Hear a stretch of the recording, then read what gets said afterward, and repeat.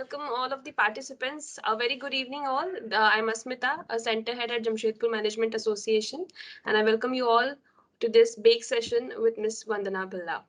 I would like to request our secretary, Mr. Amitabh Bhattacharya, to please set the context of today's talk and welcome our speaker. Over to Yeah, you, sir. thanks, Asmita. And good evening, everyone present in the today's B.A.K.E session. I welcome you all. B.A.K.E is an acronym that stands for Business Acumen and Knowledge by Experts. It's a series where we call experts on different subject to deliver talk where people get interesting insights. So I welcome Ms. Vandana Bhalla. She is the head of marketing and digital at Titan and Tanishq for the international market. It's pleasure having you, Vandana. Welcome. Thank you, And sir. great. So I think it will be a great session. She will be talking on the new product development and that too in lifestyle category, and where you all of us know the consumer needs, taste, and demands changes quite frequently and different for different segments. I think it's a very challenging area. I think there will be interesting learnings, though the industry is different here, but I think that there will be interesting learnings that we can take it into our own areas of work. And anyway, all of us, I think there will be no one who is not a customer of Titan or Tanishq. So I think that in that way, the talk would be very interesting. Just to introduce you on JMA, what JMA stands for. So JMA is Jamshedpur Management Association. We are affiliated to our parent body, IMA. We are doing quite well in terms of we are a vibrant organization, association among all the local management association across the country. Last 2 years, we are national award winning. So for FY20 and FY21, we have won the national awards for the best management association. We have a rich board. The board is led by the president JMA, who is also the vice president of Tata Steel Corporate Services. And in that board, we have a lot of other senior members, some of the managing directors, some of the directors of the academic, reputed academic institutions, people from SMEs. We also have a very young and vibrant managing team, which include Ashmita and there are many. So which actually runs the affairs of the organization on a day-to-day level. We leverage on a lot of corporate connects, which includes larger organizations like Tata Steel, Tata Motors, and various other Tata Group companies and the non-Tata groups like ICICI, SDFC, etc. Here.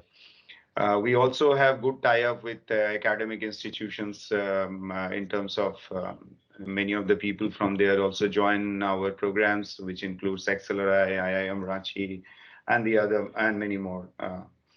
I think this is in short about the JMA, and we continuously try to innovate around our programs, talks, management games, competitions, training programs. So I think that's in short of JMA. I will not continue a long speech, and I will request my colleague Ashmita to formally introduce Vandana and take the program forward. So thanks Ashmita, thanks Vandana. I look forward. Thank you, sir. So for everyone here, I would like to introduce our speaker of today. We are very excited and honored to have Ms. Vandana Bhalla. She is an accomplished marketing professional with about 22 years of experience. She has been with Titan for more than 17 years in several marketing and business roles across divisions, including watches, eyewear, and international business. She currently leads the marketing and digital initiatives for all the categories of Titan Company Limited across geographies outside India. Her most recent accomplishment is the successful launch of Tanishq in Dubai. Prior to this, she was a business head for sunglasses in eyewear division at Titan. She headed marketing at the eyewear division for several years and was instrumental in establishing the brand Titan Eye Plus and launched several new products across consumer segments, including fast track frames and Titan glares. She was part of the core team in the eyewear division, which grew the business exponentially in the Indian market. Vandana was earlier brand manager on the women's watch brand from Titan, Titan Raga. She was a key member of the team which scripted and executed the successful marketing and product relaunch of this feminine brand of watches from Titan, which has made it one of the most differentiated and desired brands of watches among women. Previous to her various assignments at Titan Company, Vandana has worked at two of the leading advertising agencies in the world, Ogilvy Law, where she worked on various lifestyle and consumer brands such as Allen Solly, Top Ramen, and HLL. Her significant learning was during the launch of Allen Solly women's wear in the country. Vandana holds a PGD BA in Marketing and International Business, post completing her graduation in English Literature from Kirori Mal College, Delhi University. Vandana is passionate about maintaining a good work life balance and takes out time to learn new skills. Over, over the last few years, she has learned baking and painting. She loves reading, writing articles, and watching movies too. With this, I would like to welcome you, ma'am, on JMA platform and would love to hand over the session to you. Thank you. Thank you so much, Asmita and Amital, for inviting me for this session. And really happy to be here today, especially knowing that, the most of the participants here and the audience here is from our own Tata group. So I'd really like to welcome everybody for this session. And I hope you all enjoy what I take you through. I'll just sort of do my screen share so that can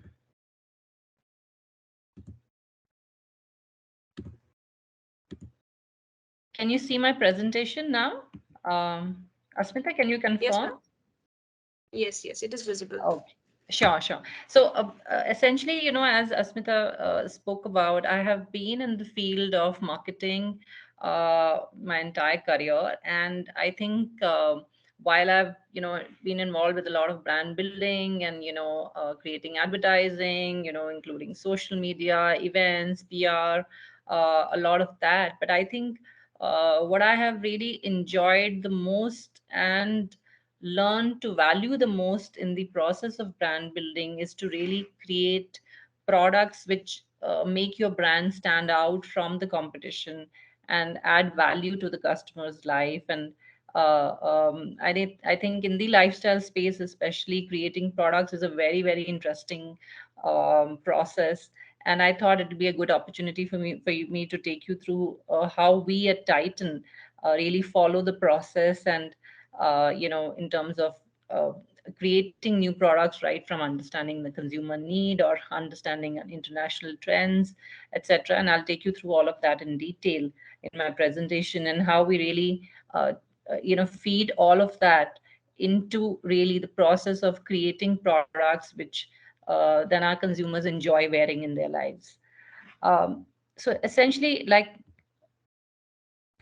so I really believe that a good product is really at the heart of a good brand. So if you think of most successful brands in the world, whether it's a whether you take a brand like Apple, which makes products which are really, really revolutionary and which are truly differentiated, and it all other brands in a way become followers to that brand.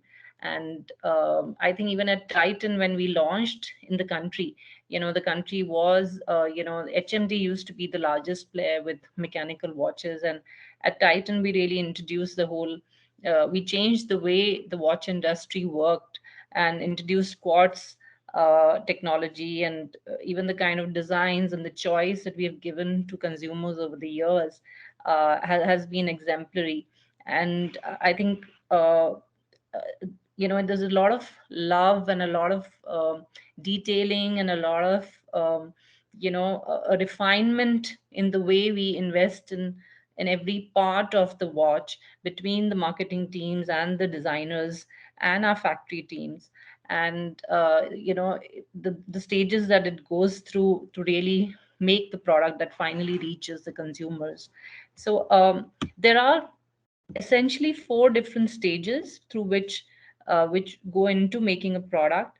So the first stage really is where the marketing team puts in a lot of work to understand, to do a research around a need in the consumer's life, whether it's about the lifestyle of the product, or the consumer, or what is the competition doing, what are the international trends, how can I feed into it. So a lot of work goes into the first stage, which I will talk about in detail as we go along.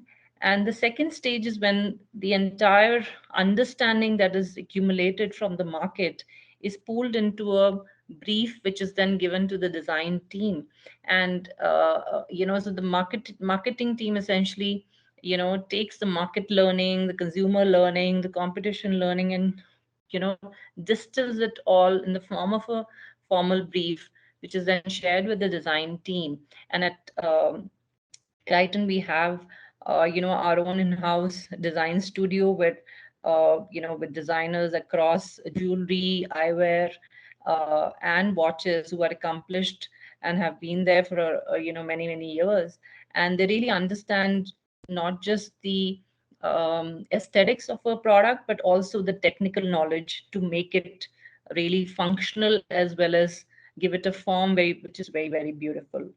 And the next stage after that is actually when we sort of hand it over jointly to the and we start working with the manufacturing team in the factory. And then there's a lot of evaluation which is done from a technical point of view and costing point of view, in terms of what should be the ingredients of the watch. So if I talk about a watch, it is really about what movement should we use, what material we should use, what kind of leather we should use, what metal should we use, should it be steel, should it be brass, should it have a multifunction movement, should it have day and date or not, or should we be only a simple movement, should we start it with crystals, should we or so a lot of the costing really comes into play, because when we are studying the competition, the consumer at the first stage, there is a certain pricing which is also arrived at, and there is a cost breakup which is arrived at that stage,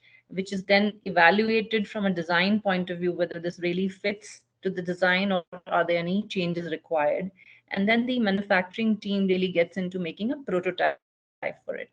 And the prototype then comes to the design and marketing team, and right from whether it's fitting on the wrist properly or not, or whether it's looking as we had envisioned is, because sometimes what you see on paper, what you see on a screen in terms of a design, may or may not translate 100% on an actual product. And then sometimes there are some refinement requires, but 80% of the time, I would say the prototype is almost there.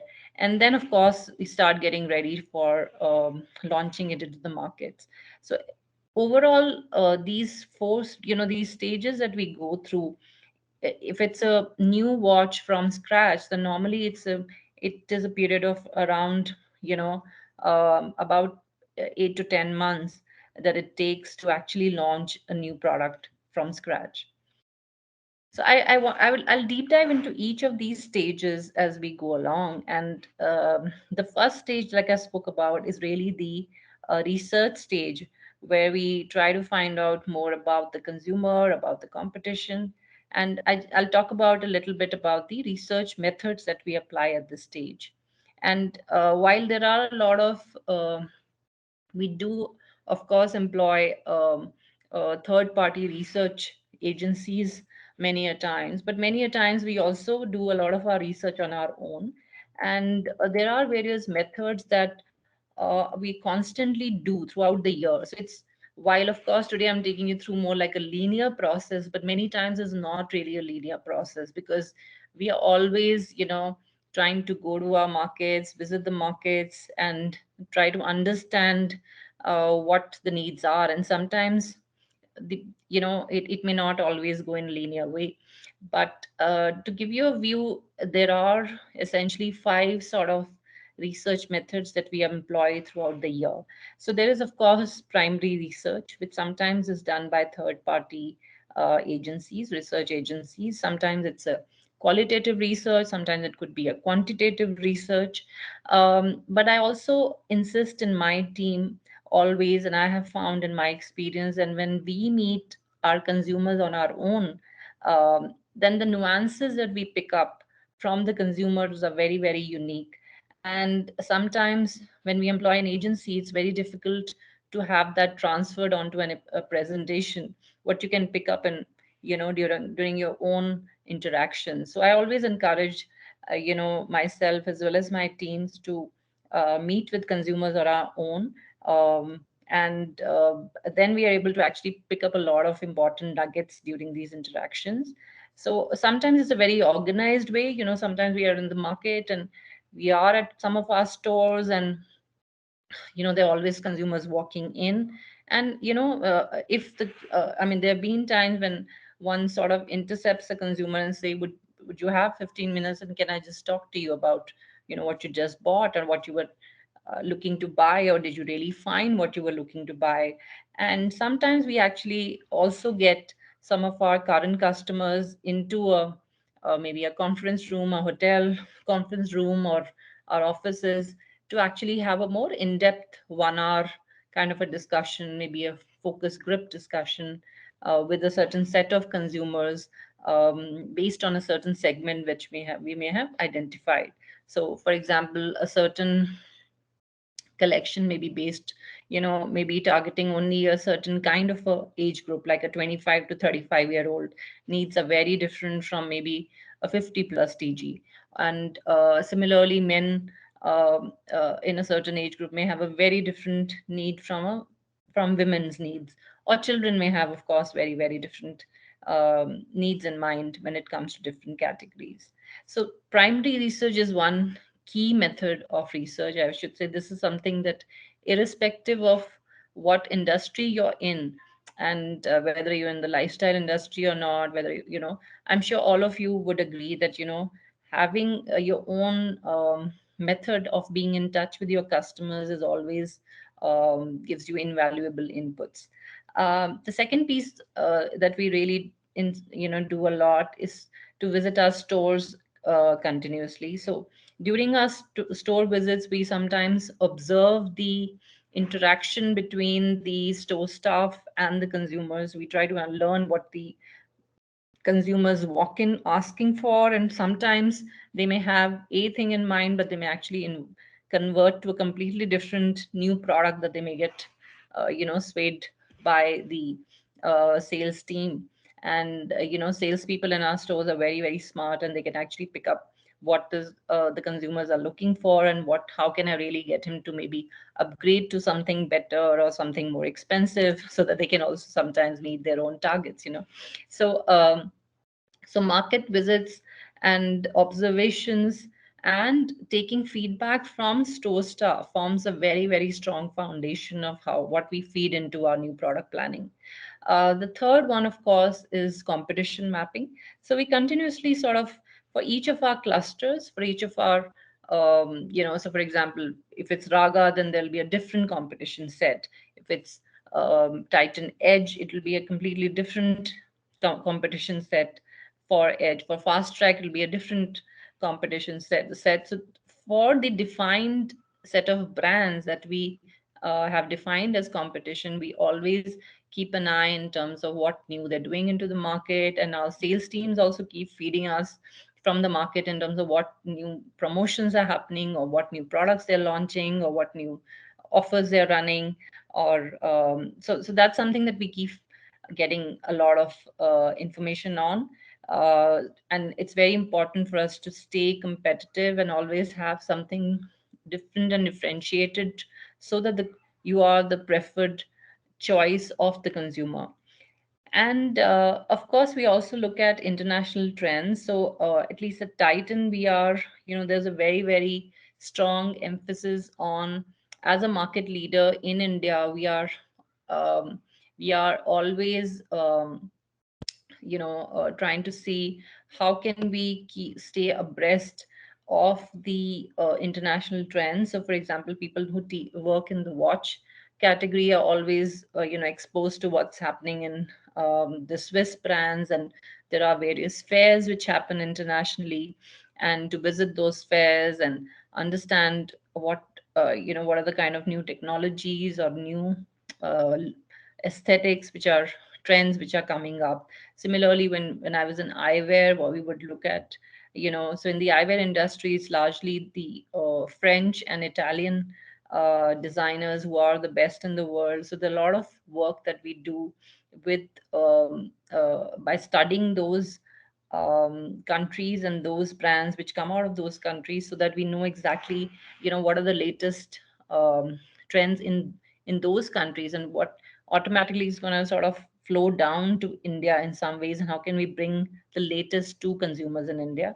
And similarly, when I look at international markets, we also know internationally there are certain markets which are ahead of others, right? So for example, the North American markets are ahead of the GCC markets. And so there is a sort of a trend spotting that we do on a continuous basis.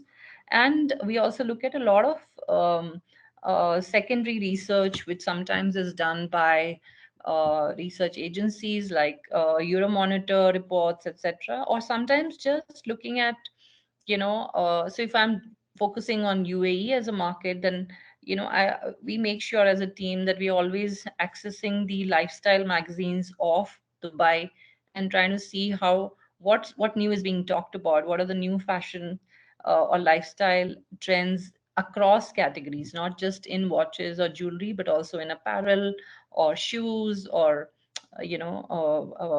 maybe belts, handbags, etc. Because all of that actually forms the look of a person.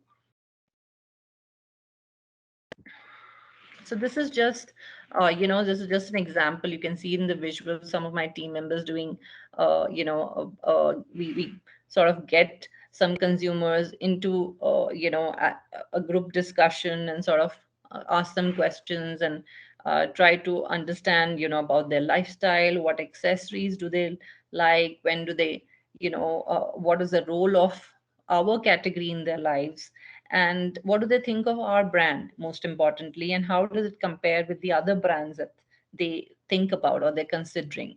So there are a lot of these kind of discussions which feed into our planning. And during COVID we discovered that, in the past we were always did this face to face, but during COVID we actually uh, um, we had virtual meetings with some of our cousin consumers, even 1 hour, 2 hour long video calls. And we realized that actually all of it works well. So you can make that as a good option as well to understand your consumers. Like I spoke about, the interactions with the store teams. And there is a lot of emphasis on what kind of products are selling. So in a store, for example, you may have 300 to 500 watches, but we try to understand in our interactions that what are the watches which are selling, what are the top sellers, what are the 10 top sellers, and why are consumers preferring those watches, what according to them are the reasons. Is it the size, is it the color, is it the feel, the way it fits on the watch, or is it because it looks like something which a celebrity wore? So there could be various reasons. Similarly, reasons for non-purchasing, what are the products which are not selling and why are they not selling? So understanding that is equally important, because then you know what mistakes you don't want to repeat, and what is it that customers are not accepting. What we also do is, because we are spread all over the international markets, and it's not possible for us to be in all those markets, right, from Singapore to Malaysia to Dubai, the various parts of the world. So we also stay in touch with them using technology. So we have WhatsApp groups with some of the key store staffs of some of our key stores. So anytime we launch a new collection, for example, so we are able to take immediate feedback on which products are doing well or which products are not doing well, how are customers responding to those. We use survey monkeys sometimes, or Google forms to take certain feedback, etc. And sometimes we also conduct polls on platforms, where relevant TG may be present, which can help us generate certain kind of trends.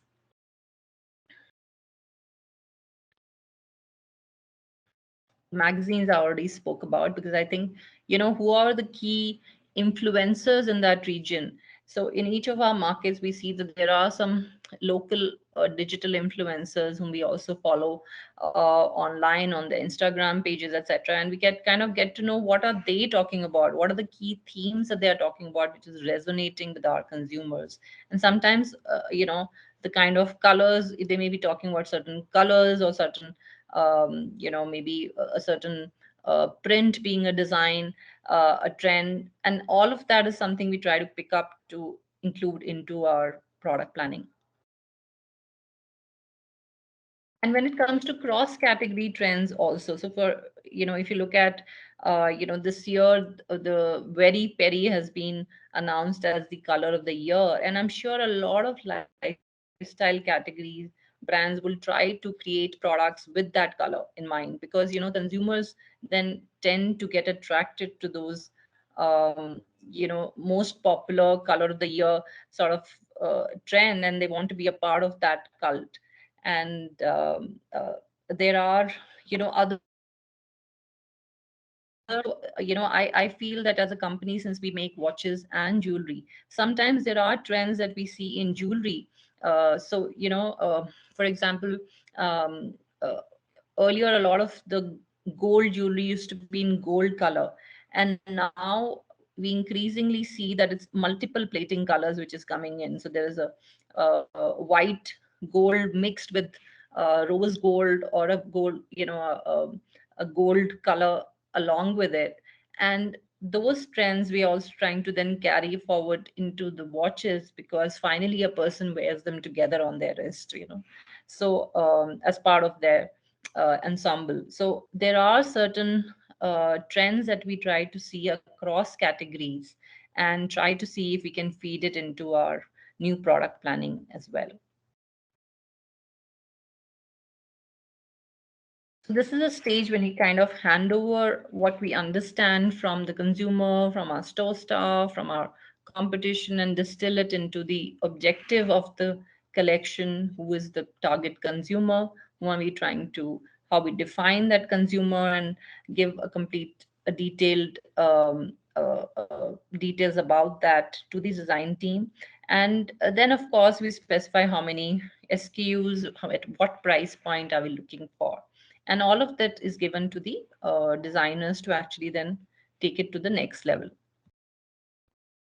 The design team essentially, when they go through all that we have given, they actually, the designers are creative people, and they try to then give it a very lateral sort of take. And then they take certain design inspirations, and right from the way they sketch it.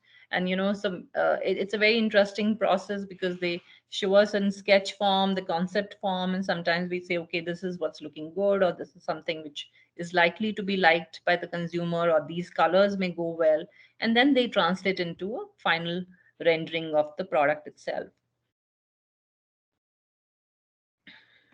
That's when we get into the prototyping stage, where all of these aesthetic products are actually then translated into a technical drawing, which is then evaluated, given for evaluation for uh, the piece by piece costing. And sometimes if the cost is beyond our budget, then we try to see where can we cut down the cost.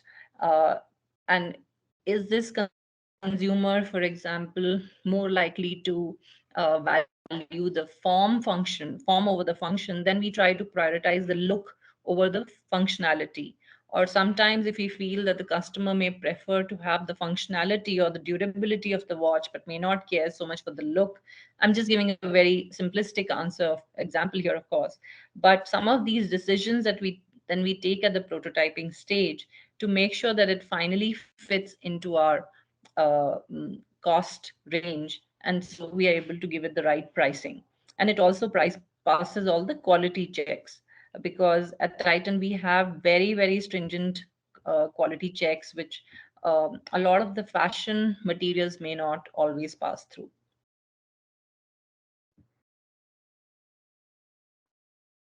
And that's when, of course, we get into the, then marketing the product, creating advertising, creating content around it on our social media or digital advertising or PR around it, and weaving a lot of storytelling around it.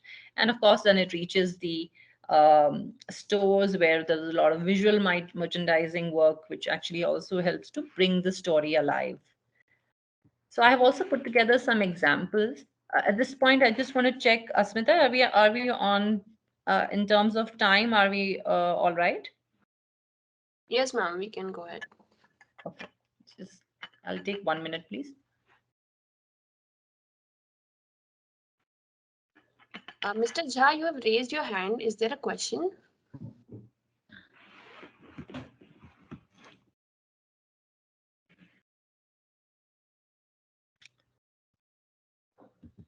Shall I move forward? Yes. Yeah. So I have just put together some examples to share with all of you of certain trends that we picked up and how we translated those trends and into the watches that we launched. There are four trends that I'm going to take you through today. The first one is a pastel trend, which was, so last year we saw a lot of pastel colors being very, very popular and across different categories. And we tried to bring it into a watch collection as well. Sustainable living, is unconscious consumerism is something which is taking center stage today, and we are trying to see how we can bring it into our watches as well. Animal prints have been very, very popular in the apparel industry and handbags, etc., over the last 2 3 years, and we try to bring it into our watches as well. And of course, travel, as a theme. So I think what I tried to give here is a mix of examples which are tangible. So pastel color is a tangible thing, right? It's about certain colors which are, you can easily then take it from one category to the other. But travel as a theme is intangible, and yet how can we take a theme like travel into watches is something that I wanted to demonstrate to all of you and just sort of share some examples here. So the first trend, let me come to the first, is pastels. So last year, actually, post, the whole world went into pandemic, and sort of, everybody was into anxiety, and there's a lot of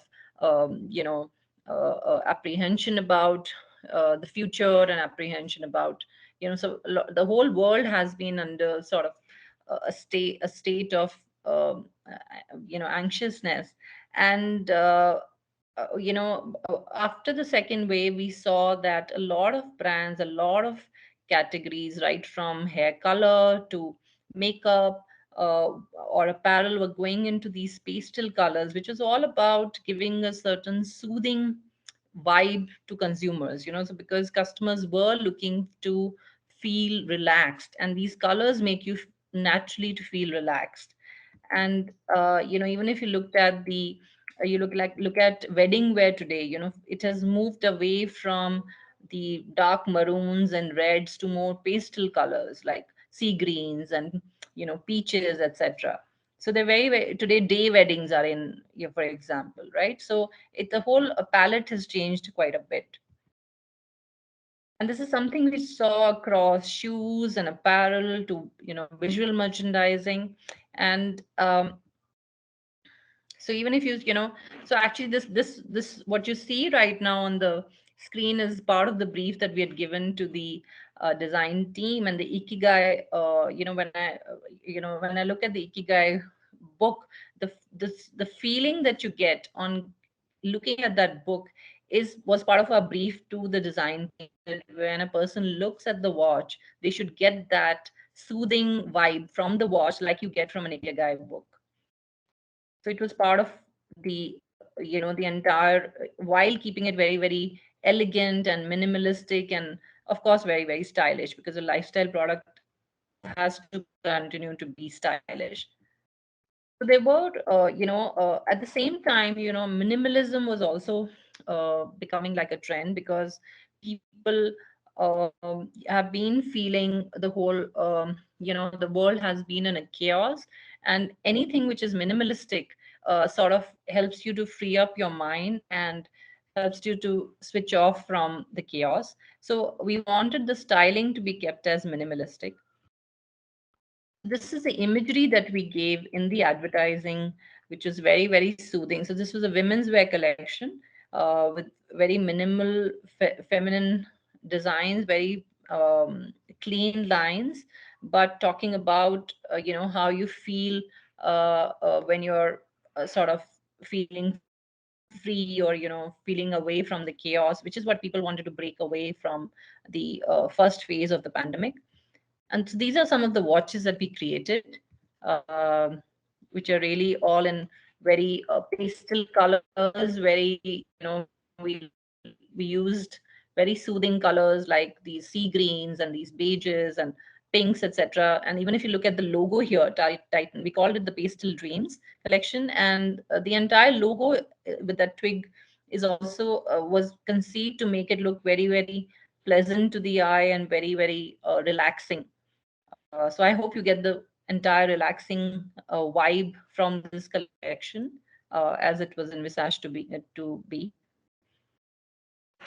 I'll come to the second trend now, which is about travel. And these days, I think travel for the last many years has been on everybody's mind. And even now during the pandemic, when the waves are, the moment the any of the waves start going down, the first thing people start talking about is, okay, now I can travel, now I can. So you saw, even during this October December period, when COVID was under control, people, Goa was full of people, or people were going to Maldives, and or domestic travel has really picked up. So travel is something that people want to escape from life, to from escape from the routine of life, and that to explore new places and for the experiences that it offers.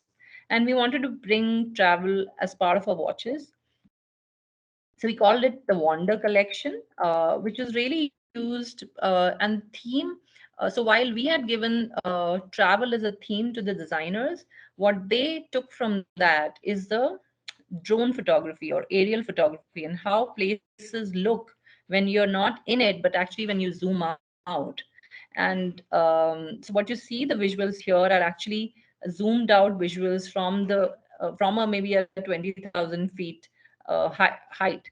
uh, and the whole theme was on the forms and the flow and the mosaics that you see. So the mosaic is all about the cities and how it looks on a maybe a Google map, or the boundaries that that you see if you're looking at, if you're pulling out at a beach, and how the sand and the water looks like two different completely different, you know juxtaposed together. So these are some designs, and you can see them more clearly here. So if you see in the first one, it's like a Google map look, but that's what we've tried to bring into the dial of the watch, um, uh, through the design.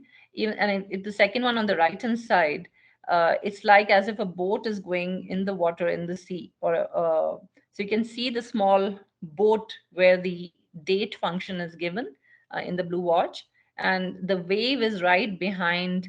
The ripple that it causes in the water, is the trail is being seen behind the boat as the trail goes into the sea. Another trend that I wanted to talk about is the whole sustainability trend, right? So people, I think, are realizing that there is a lot of consumerism, but at the same time, we are consuming a lot of plastics, or there's a trend towards going to more something which is biodegradable. And there is a, how we're going to leave the world for the next generations is something that people start thinking about. And brands across the world have started getting into this movement, whether it's Puma or H&M, etc.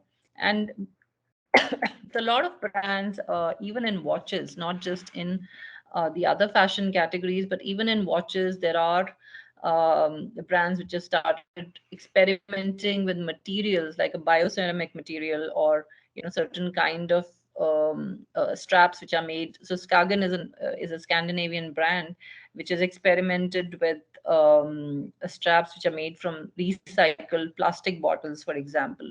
And this is what I mean when we say we look at the competition mapping and the cross category trends, and that is how we try to feed into our product briefs.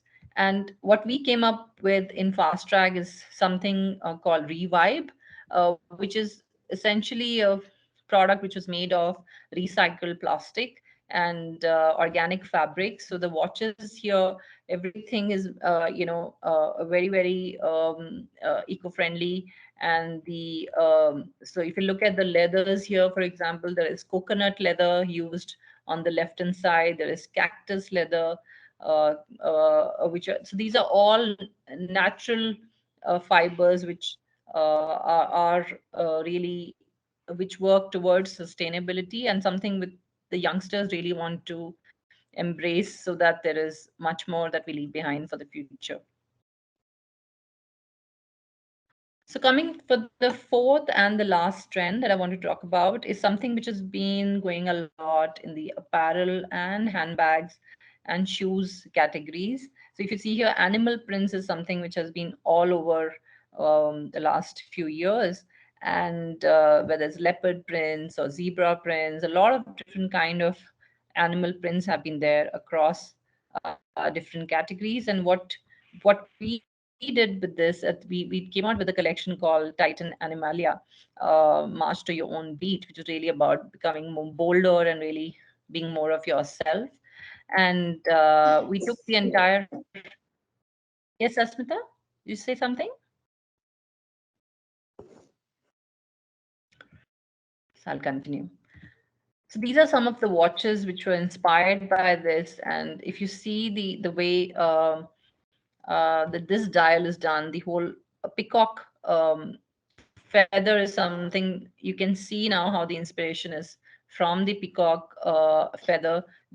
If you're wearing the watch, only the wearer sort of knows that this is something inspired. I mean, otherwise it'll just look like a beautiful design. Some more designs here which are from this collection. So what we always do is that the product has to look fashionable and stylish, but at the same time, how do we incorporate these trends into the design of the product? This is of course way more in your face, a little more bolder. This is a zebra pattern in, which is using different kind of finishes. Yes, so this is what I had today for all of you, and I hope you've enjoyed getting to know more about how we at Titan create new products, and happy to connect with all of you through my LinkedIn. I've just put in my um, handle here. So, yeah, if anybody has any questions, or you know, would love to hear your views. Or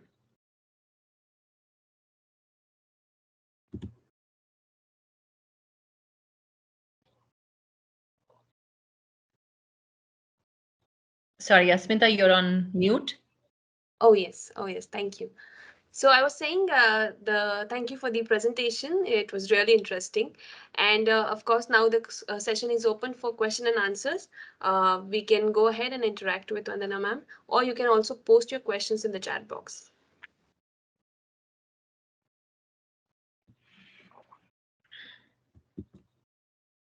So, Yeah, Mr. Mayur, yeah, please go ahead. Yeah. yeah. Yeah, Hi, Vandana. Oh, Hi. Sorry, can you introduce yourself so that we get to know you? Where are you from? so let me take this opportunity. So, okay, I thought someone else also was speaking, so I just was silent. So this is Mayur. Okay, I am from Tata Steel and I am an industrial designer basically.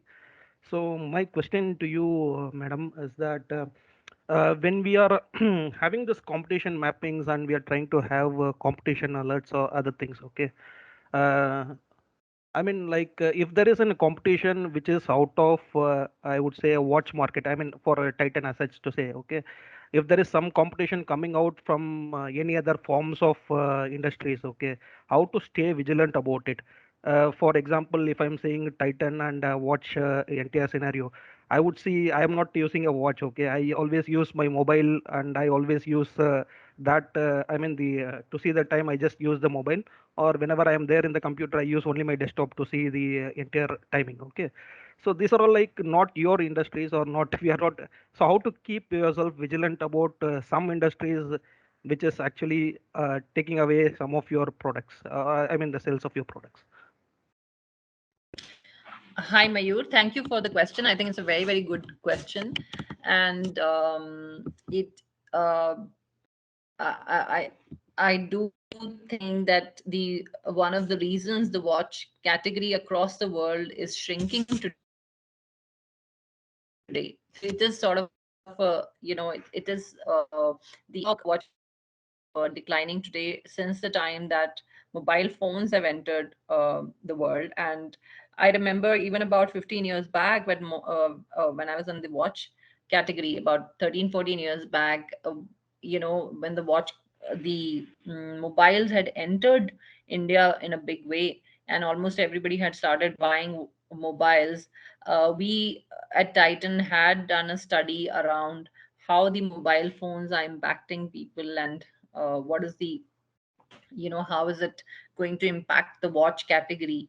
And at that time we didn't have a big play in the kid segment.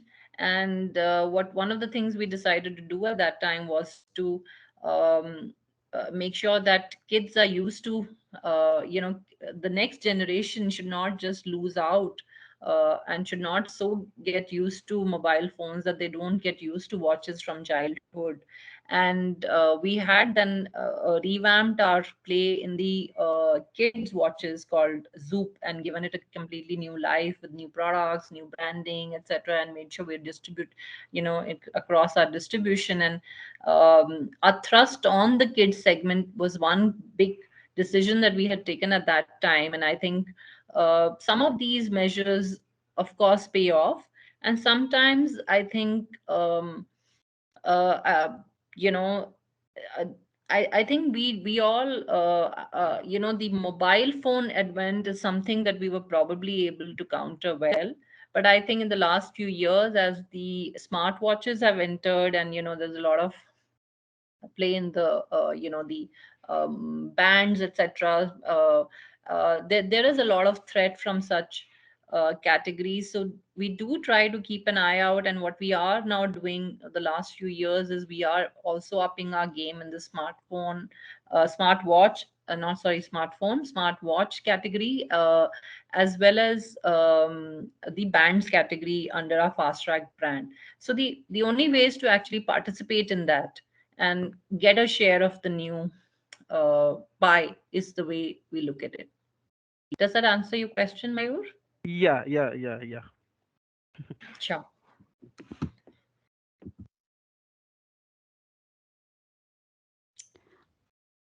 Hi, Ma'am, ma'am. This is, yeah, sorry. Go ahead, Yeah, please. Can hear yeah. Hi, you. ma'am. This is ma'am, Nidhi from Tata Steel. Uh, Hi, Nidhi. so first of all, very interesting presentation. I am myself from the new product development team, and I've been working for 7 years around in Tata Steel in this domain only. So I found it very relevant and very in context for me at least.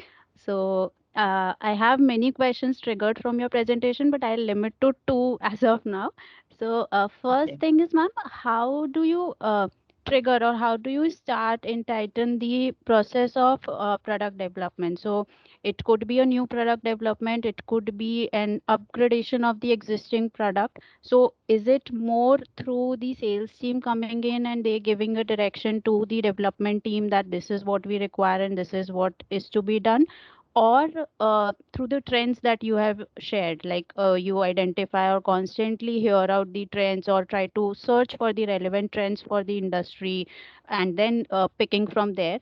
And if it is like first is this, then second is how do you identify these trends, meaning there could be 100 things happening in the outside world. How do you come down to these few that you need to restrict and then gain some inspiration around it and pass it on to design? Because if starting point is right, I feel that it can go in the right direction. So these things are very key. One more question. So this is part A and B of the same question. The second question that I Can have I is, answer these two sure, first, ma'am, Nidhi? Because sure. Yeah. yeah. So sorry, your first question for part A was about. um, the demarcation between the starting points Yes, is through sales team I'll or come to through. that. Yes, Nidhi. So thank you for the question, Nidhi. I think what we do, you're absolutely right that there are. So on an average, every year we try to have a very healthy new product introduction calendar, right? So first of all, I must tell you that it is a very established process where every quarter we come up with new collections. So new collections give reasons for consumers to buy more products or they become a trigger for you to buy the category. So for us it's anyway a part of our process, and it contributes significantly to our annual sales as well. So within that, coming to your question, sometimes it is triggered by an opportunity, right? For example, the Animalia collection, right? So that is something which is happening in apparel and it's happening in other accessories. And how can we bring it in watches? It's an opportunity for us to create something new. It's not an input which is likely to come from the sales team. It's something which comes from the marketing team. But there are times when there are certain gaps in our portfolio, right? And competition is either having a stronger product, or customers are coming asking for a product which we don't have, right? So those become like gaps in our portfolios, and those gaps are usually voiced by our sales team, and which is one of the inputs that I spoke about. When we take inputs from our store teams and sales team, they also give us feedback on the gaps. So does that answer your question, the part A, Nidhi? Yes, ma'am. Yes. So essentially NPD takes care of both opportunities and gaps, Hmm. right? Oh, yeah, So that right. is part A. Part B, can you just, The trend. How do you yes, come how do to you trend? tap it? So that is an entirely, I should say, it is a intuitive process, Nidhi. Even I can't tell you which trend, why do we catch it, right? It is Yeah. a belief. So if, for example, I am the head of marketing and I have my product manager team, I have my marketing communication management team. So between us, we are always discussing these trends, right? And some of these trends, when we all sort of believe in that we should incorporate into our products, then I think it's an intuitive call many a times, which resonates with all of us and excites us, and then we try to take it forward. Right. So essentially, in all, it happens through a well-defined product roadmap for the entire year, and then Yes. making it sure that it launches. Okay.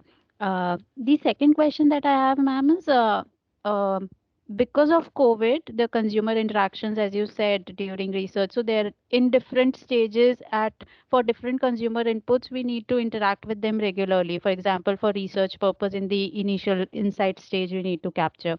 Then, so that time you covered that video call is helping tighten Yes. somewhat, right? It has actually helped us tremendously, Nidhi. Okay. I mean, we are currently also looking at US as a market, and we are going to be launching Tanishq soon in the US. And last 1.5 years, my team has not been able to travel to the US, but all of our consumer interactions have happened through video calls only. and it's been really, really useful in feeding into our plans. Right. So, ma'am, one challenge that we face right now is when we want to get the prototype feedback. Because Hmm. our products are basically we work. I'm currently working with the Tata Pravesh brand, which is into doors and windows. So when we are Right. developing any prototype, and that time, if we want consumer feedback, and this is not just in COVID times, but otherwise also we used to call hundreds of customer to one site, and it it is not sort of an ideal activity that we can do every time for each prototype. So is there anything that you have discovered so far for a heavy product basically which we can't even transport to every individual's house? So how do we take a first cut impression on it from the consumers and maybe improve the prototype further? Sure. So, in the past, one of the things which has worked well for us, and I don't know if that is something that you can do, you cannot always call hundreds of your customers to come and see it. But uh, I have found it useful that we have got some representatives. So, you cannot call all 100, but can you get uh, 10 of them who represent the others best? So for example, in our when I used to work in the eyewear team, and many times we wanted to show certain new products, what I would do is we would take a mix of metro sales teams and upcountry tier 1, tier 2, tier 3 of different regions, of all four regions of the country, and get them to come to our office and see it. And there'll be a total of 10 or 12 people. You know what I mean? Right, right, right. Yeah. So you may have to get a representative, and of course, within that, then you have to choose people who are also articulate and are able to express and think a little beyond just their small domain of space, Mm. right? So the customer selection is key in. Yes, customer selection, uh, uh, uh, a narrower selection which can be representation of the rest would be an idea that I can share with you. Yeah. Thanks a lot, ma'am. Thank you. Most welcome, Nidhi. Any other questions from anybody, or any other inputs or any feedback? Would love to hear. Ma'am, Yes. I am Ashish Raj, a student of Bachelor of Design in Fashion Designing. Okay. Currently, I am learning. Your session was very much informative. Like you have explained many things like how to take themes and colors. There are some forecasters like Pantone for colors and WGSN for trends. Yes. So, after taking inspiration from them, how you target customers?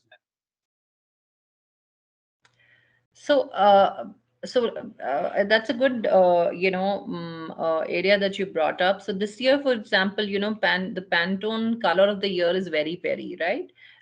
So what we would try to do is we try to, in our new collections that we are creating, with the collection may have to do, for example, with pastels, right? But if within pastels, can I create a few products which are in the very peri product range, the color scheme, so that the consumers who are looking for that new color, when they come to our counters, are able to find something as per the color of the year. So we try to incorporate it into our plan, and do a lot of PR around it, or talk about it on our social media, so that consumers who are aware that this is the color of the year, and they are keen to wear that, and they also want to know what is the thinking behind that color of the year, are able to find it in our product range as well.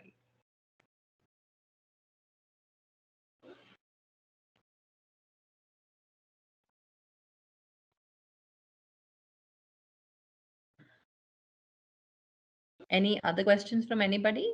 Yeah, Nazneen Patel. Yes, Nazneen. Good evening, Ms. Bhalla. I am Nadine from ISWP, and I look after marketing for our welding consumables and nails. Ma'am, firstly, thank you so much for such an informative session. And my question is, ma'am, today all of us are struggling in a way to be relevant, but because the trends are changing continuously, like you mentioned, but watch traditionally was known to be a commodity that was kept as a classic and passed on through generations. So, in between designing something that is classic to keeping up with the trends, I mean, how do you strike the right balance?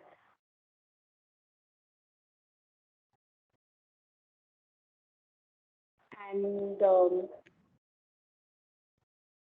Yes, go ahead, Nazneen. uh, tend to buy very often. Hello? Yes, go ahead, Nazneen. Yes, ma'am. So watch is also an accessory that people don't tend to buy very often. Mm-hmm. It's not something that, depending on the trend, people will change. So how do you overcome that challenge is my question.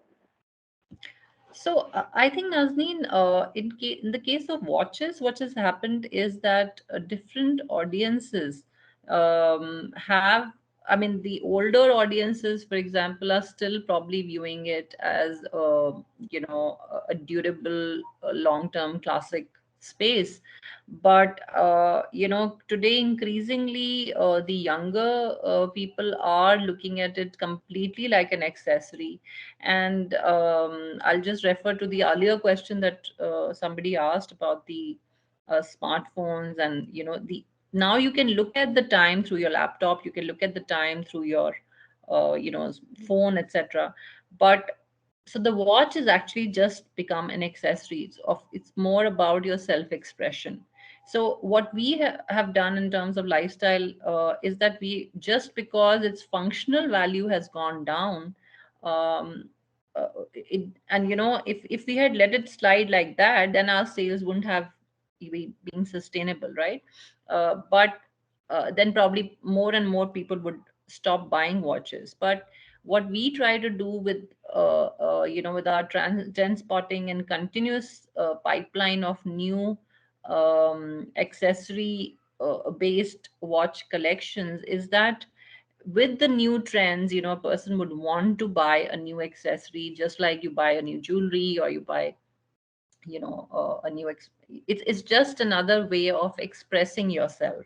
So the more we are able to connect with the consumers at a personal level, I think that's how you can continue to be a part of their consideration set. And I think there are people who, for example, now have a watch for weddings, a separate watch for going out with friends, a watch for, maybe just going to, I don't know, to meet a friend. But and on a daily basis, they don't wear watches. So it's gone to that extent that it is an accessory which I can do without on a normal day, but on special occasions I want to wear the right kind of watch which goes with my look and ensemble, right? So it has truly moved to become a lifestyle product, a way of expressing yourself. So I think that's the change that we have taken as well at Titan. Yes, Bipasha, I can see Bipasha having her hand up. Yeah, hi, Vandana, can you hear me?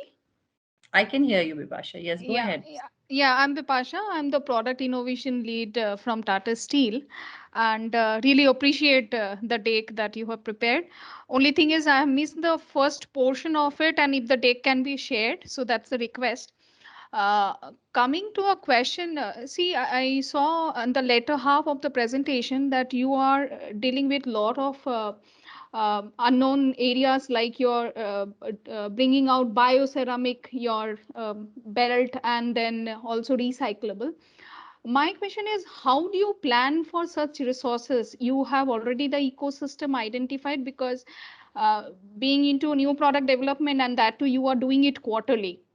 Yes. So, do you plan it beforehand that this kind of competences are required and hence I need to hire them, or are they a part of your team, or you are just offloading and get it done?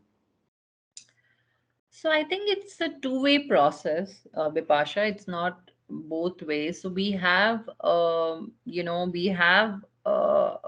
vendors that we work with, right? So there are, for example, leather vendors, right, separately, or and we have a lot of vendors internationally as well, where we source our materials as well as our full watches from. Sometimes we don't manufacture everything end to end. Not all our collections are manufactured by us. And there are a lot of trends that sometimes they bring to us, right, about what they are making. So for example, a lot of these leathers, like cactus leather, or coconut leather, is something that a vendor might also develop, knowing that sustainability is going to be a trend. It is picking up, and we are continuously pushing, putting so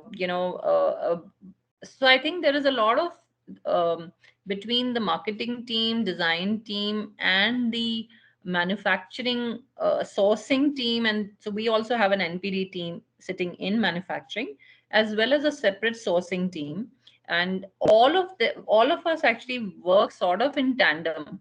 And sometimes we pick up some of these trends early and tell them about it, and say that, what can we do in sustainability. We may not have the whole brief. We may say that sustainability is a trend, but what can we do in sustainability? And sometimes the solutions come from sourcing, sometimes the solutions come from you know the manufacturing side. So or sometimes the solutions come from our vendors also. So everything is not always predefined. What I Because some of these new trends in the beginning, of course, there's a bit of a blue sky, right? And it still has to be, a lot of us have to put our heads together on what new can be done on that trend. So what I'm saying is that something like the animal print trend is much more easier to just sort of, it's still already there in the apparel or lifestyle categories, and then we are just bringing it into our watch categories. But some bigger trends like sustainability, etc., I think it takes the whole village to work on it. Yeah, I hope that Yeah, got answers it. it. Yeah, yeah. So it's a value chain collaboration sort of a Yes. thing working along with vendors. And I have Because just I cannot another. just, for example, see, the other thing is, sorry, if I may just come in there. Uh, See, consumers are also not, we can't treat consumers with, they are all intelligent, and I can't just change my watch packaging and make it into a biodegradable material and say, oh, I have a sustainability product, which a lot of brands across the world are doing. They're just changing their packaging, for example. You know what I mean? But Yes. that's not at the core of what we do in the Tata group, right? Like we try to change it at the product level itself, all right, from what it means at the core of it. Right, right, Vandana. I get your point, what you are saying. And my Yeah. second quick question is, as Nidhi asked you, right, in terms of consumer engagement, when we are doing it over video call, because I know we are all constrained due to COVID, is there something that you are offering to the customer, or why they will engage so much? What is it Yeah, in for them? so it's a good question. So we've had, we so for example, the example that I gave of people, consumers, we reached out to the US. So I remember we gave them Amazon vouchers, which we just bought online, and they could redeem it in their country. Okay, okay. Yeah. Thanks, Vandana. And my last request is on the deck. If you can just pass it on, that would be Yeah, sure. helpful. I'll share it with Asmita, and then I'm sure you can access it from her. Okay, thanks, Vandana. Yeah. Should we take one last question, Asmita? Yes. Yeah, sure. So Mr. VK Jha has been raising his hand from a long time. Sir, is there a question?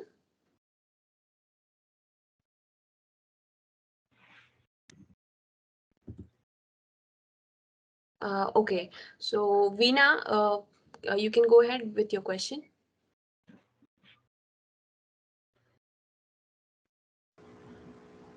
Hello, ma'am. Yeah. Hi, Veena. Yes, ma'am, this is a really very nice session. I got a lot of information regarding to the new trends.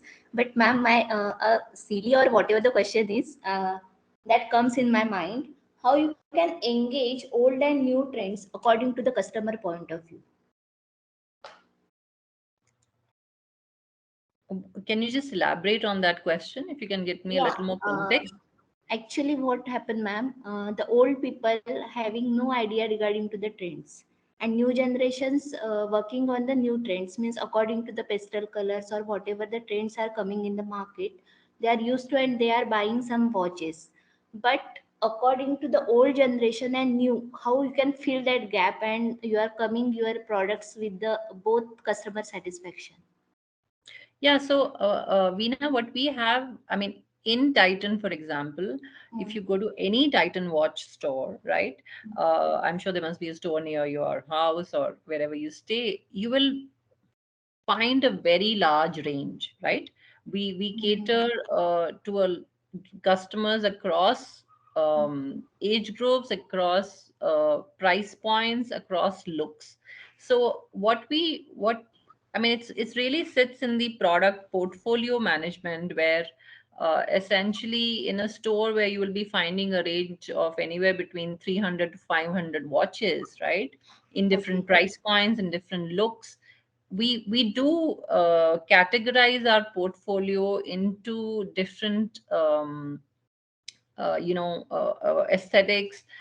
So there Yeah. is a classic space, there is a contemporary space. There within Mm. that there are for women, there are for men. Within Mm. that there are different materials. So the product team is always maintaining a healthy representation of watches for Okay. every cluster.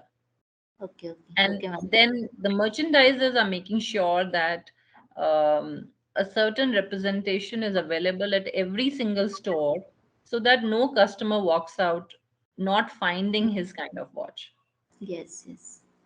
Yeah. Got it, ma'am. All Thank you. right. Yeah. Thank you so much for all of you for the various questions that you had.